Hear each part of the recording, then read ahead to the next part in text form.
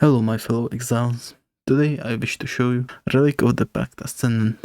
The build has quite high damage and AoE for the cost, but it can be considered quite squishy. That squishiness shows itself mostly when using our main skill, because it reserves most of our life for a fraction of a second. Outside of that, the build has considerable amount of life, given that it is in fact a life stacker. With all of that said, let's talk about how the build works. As the name of the build implies, the whole build revolves around Relic of the Pact wand. That wand gives us a Blood Sacrament, which is a skill that reserves a portion of our life, and based on the reservation at the moment of release increases its damage and AoE. We capitalize on that by stacking a lot of life and increasing the reservation of the skill by using Essence Worm, and depending on the budget, either Life Tap for its cost modifier, the Will of Ul Netol, or on higher budget, a Mirrored Ring with reduced life reservation efficiency and some life. Our amulet slot is filled with the Untouched Soul, which provides us with life for every empty red socket on our gear. Also, once you start optimizing, don't forget to qualify it with Fertile Catalyst for even bigger amount of life per socket. As for our body armor, we use, depending on budget, either Calm's Heart or the Apostate. Now, the Apostate may seem strictly worse than Calm's Heart, but you have to account for not only the flat life from all the ES on the other armor pieces, but also the 6 sockets on the armor itself, and also the 15% increased life from Mastery, because none of the modifiers on the armor have life tech. Our belt, depending on the budget, can either have life and dress, or be a Stygian Vise with Hunter influence for even more increased life, and also the nice Abyssal socket, or even a Mage Blood. With all of these slots, you should have decent amount of life, and hopefully your resistance is kept. But there is still the problem of us reserving most of our life with every usage of the Blood Sacrament. We solved that by using Dissolution of the Flesh, which makes us reserve our life instead of taking damage, so our current life doesn't really matter. Most builds also need some form of increased damage to deal good damage. In our case, it is the Wrap with Globe Shield, which sacrifices part of our life for increased spell damage and increased spell critical strike chance based on our maximum life. Now that we have high spell critical strike chance thanks to Wrap with and lucky crit chance from Relic of the Pact, we should increase the damage of these strikes, which we do through 2 Transcendent Flash Jewels and a Lethal Right. Also, depending on our reservation efficiency, we can use increased critical damage support gem. Talking about reservation, our aura of choice is Pride, which increases physical damage taken by enemies in our vicinity. And last, our gloves are Entropic Devastation, which allows us to impale with our critical hits, further increasing our damage, but making our damage have a little bit of a ramp up time.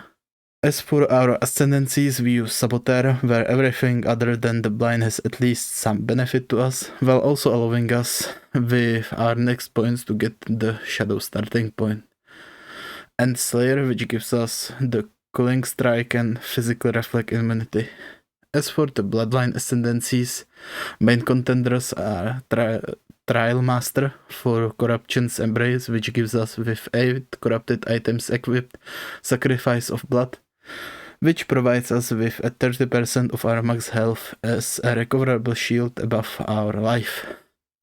Or All for Precursor's Release, which gives us action speed, elemental ailment, critical strikes, and stun immunity.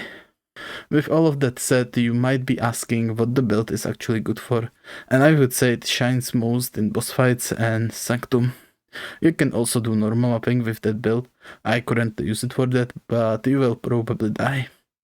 In case you decide to build similar character and find you dislike it, you can try switching to Dark Pact, Life Stacker, which should feel better given you are not reserving life to use the main skill. Another option that's a bit more experimental is Gravewind build. And with that, I would like to thank you for your time and attention. I have a few other builds I would like to show you, but that might have to wait a bit because I need to level different characters and also need to POB the builds a bit.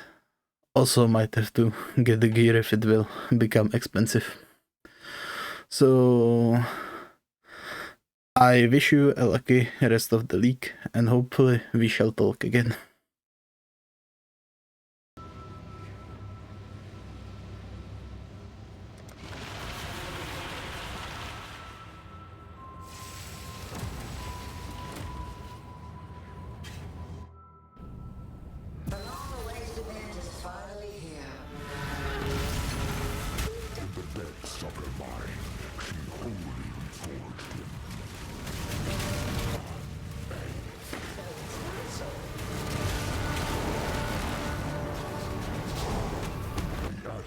Everything we see, and everything.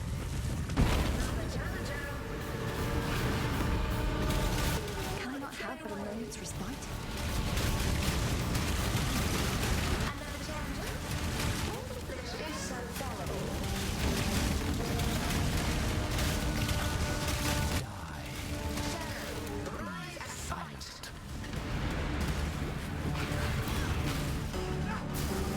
Resist the assault.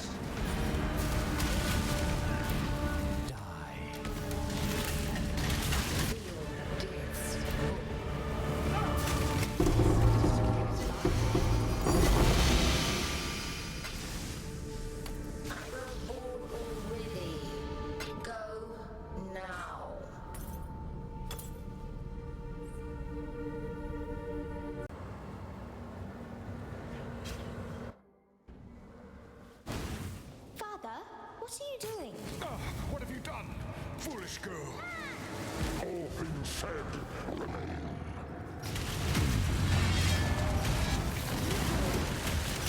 Overwhelming terror.